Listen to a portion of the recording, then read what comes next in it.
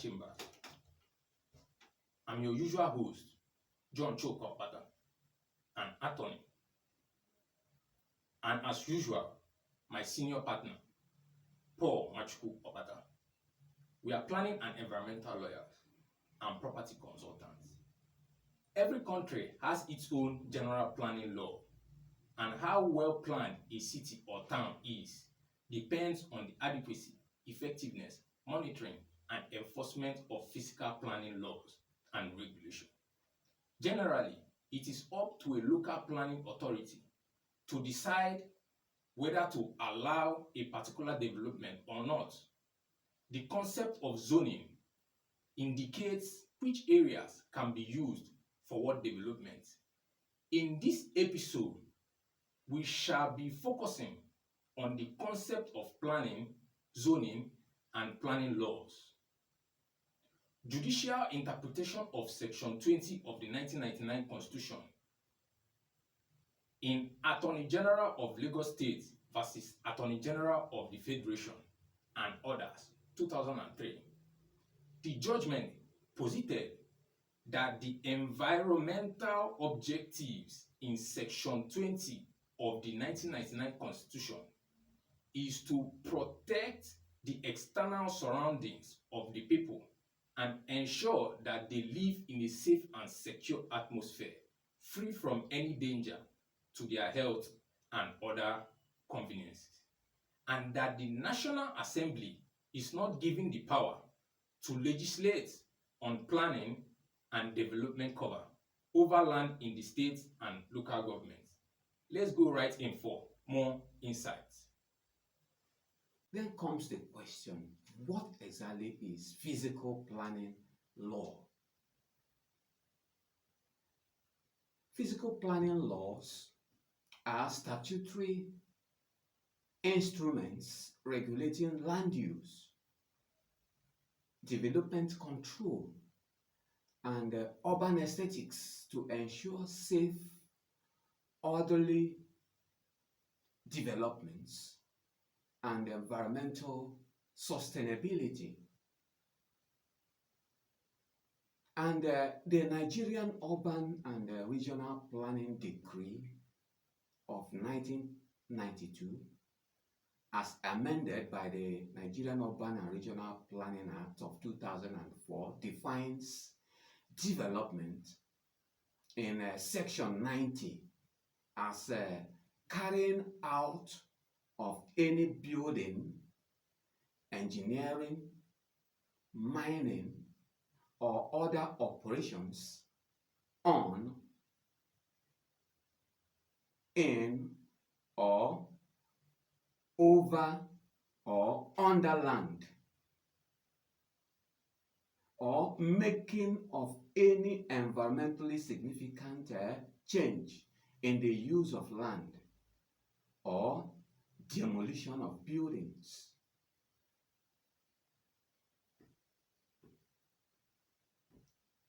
And any person desiring to undertake some real estate development has to apply to the Development Control Department, which is set up at federal, state, and local government levels for permission. That's a requirement of the law. And the department may or may not grant such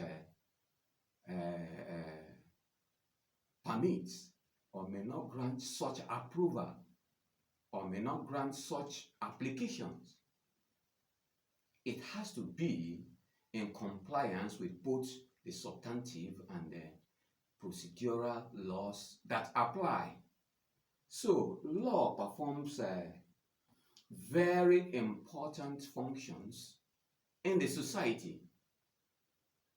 It is a pillar of any society, an instrument of stability, machinery for regulating the conduct and activities of individuals and the institutions of the society. And like the Latin maxim goes that lex ex sanctio sancta jubens honesta et prohibens contraria. Law is a sacred sanction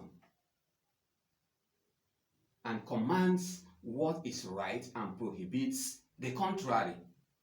So there are three categories of permits according to the Nigeria's physical planning law, and they are: one, the governor's consent as required by the Land Use Decree of 1978, now as amended, now as a Land Use Act. And this first layer of consent is under the Land Use Act. Then the second layer is the environmental permit, as provided in the Environmental Impact Assessment Act of 2004. And the third layer is the building permit pursuant to Section 3, subsections 1 to 3 of the Building Plan Regulation of 1986 of Lagos State and other states in Nigeria. Yes, the states have their respective building regulations. And so the laws mandate zoning, building permit, and environmental impact assessment, that it be implemented by state level agencies to control the development. So for development control, regulations require permits before commencing construction activity, then aiming to prevent illegal building and ensure compliance with structural and environmental standards. And that's for development control. Then for zoning and land use, law defines specific uses for land. For instance, for example, there are residential uses, places for residential uses, commercial uses, industrial, agricultural, recreational, as the case may be, and others. Controlling building density also, heights and setbacks to ensure orderly growth.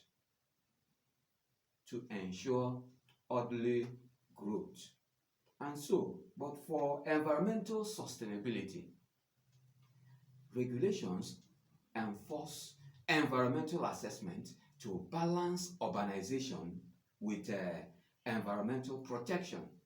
So while that of the planning permits, developers must obtain approvals through regulated process, which includes submission of building plan, site analysis report, and sometimes structural calculations.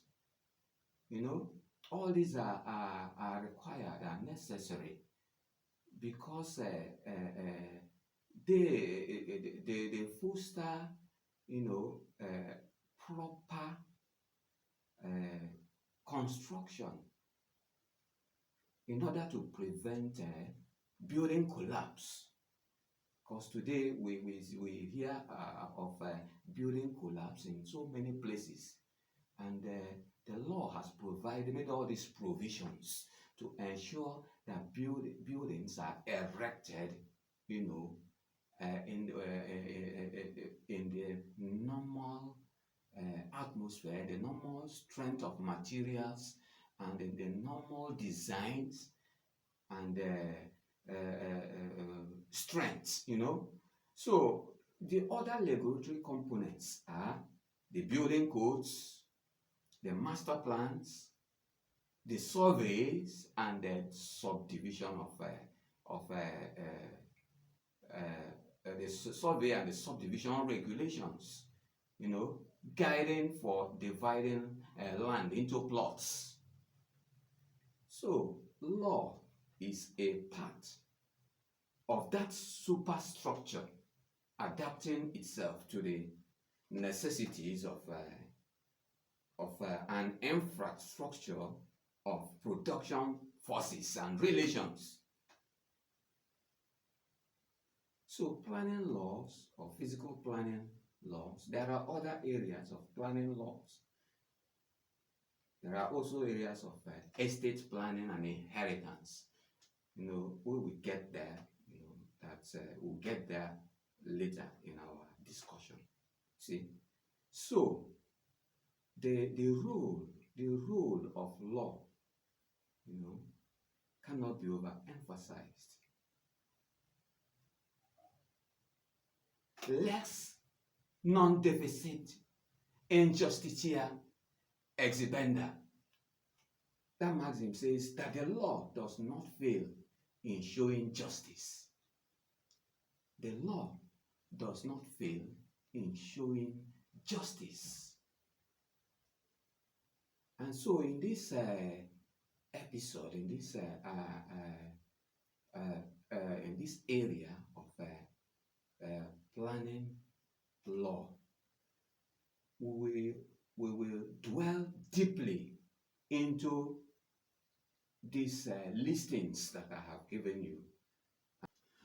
Most architectural activity in the area of community planning relates to efforts to control and direct future growth according to master plan.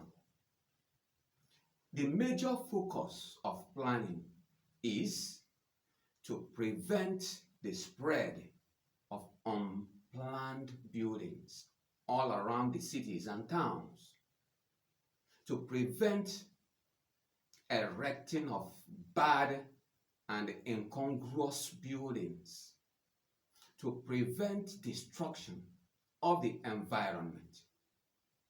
These are the major focus of planning. And therefore, land use planning simply means to plan how land should be used.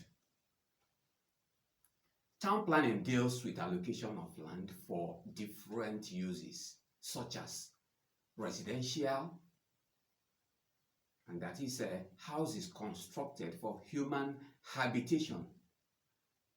And these are usually in 3 densities. You have the high density areas, the low density areas, and the medium density areas. In some jurisdictions, or in some places, for high residential areas, there is a provision that about or maximum of 6 households should dwell in a plot of land. Remember, mind you, I said in some areas. And then for that of low density, just 1 household in a plot. And in the medium density areas, for the medium densities, we have about 4 households in a plot. And this is enforced in some places, in some cities, depending on where you are. And then you also have the industrial land use. Industrial land use for industrial development. Then the commercial land use for buying and selling activities, both the local standard and the international standards. Then the recreational land use for parks, gardens, playfields, for stadia, by parks to expatiate, like zoological gardens, botanical gardens, game reserve, arboretum, and others, These are play fields, and some play fields are also located in the schools, in the mosques, and in the churches. Yes, some play fields are allowed, are located in those places according to planning law. Then, for agricultural land use, these are locations for raising of plants, animals, and cultivation of crops. You can imagine going to build a residential building in an agricultural land use areas, perhaps beside a piggery. You know how uncomfortable that may be. And so there is a control, and that is why I mentioned earlier that your planning application may be approved, or it may not be approved, depending on the application of these things, And then for the institutional land use referring to public and private educational institutions, the military and the paramilitary institutions, and other national security outfits, the health and the financial institutions. Yes, these are the land use. That's the land use where they belong, And so the zoning follow this, the zoning pattern follow these land uses, and it is expected that any development that is going to take place will go accordingly. And then the transportational land use, such as the roads, the railways, the terminals, that is for motor parks, for airports, the harbors, the wharves. All these are under the transportational land use.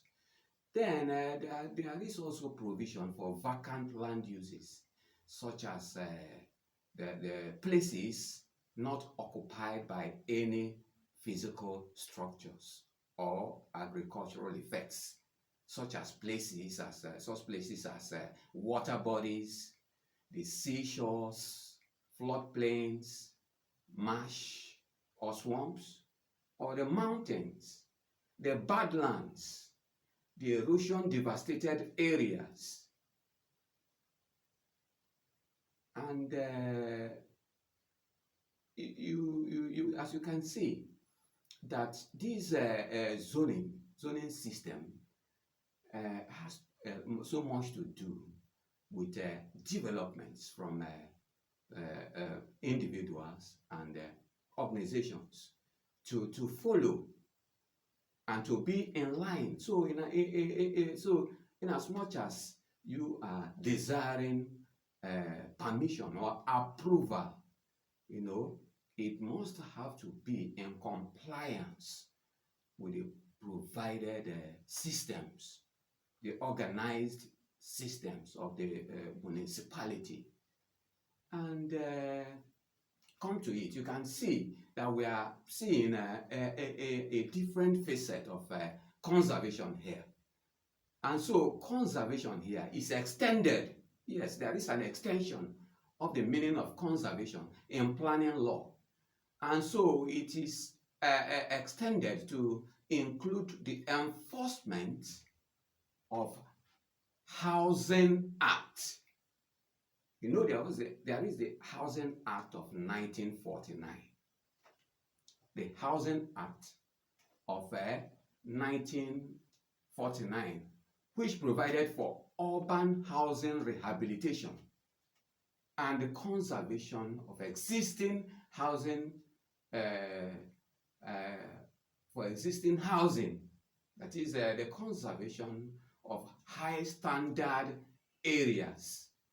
Conservation of high standard areas. And so conservation here is the measure applied to non-slum areas, non-slum areas, or houses or structures that have standards and above standard qualities. Standards and above standard qualities. And so conservation measures prevent deterioration to below standards, deterioration to below standards.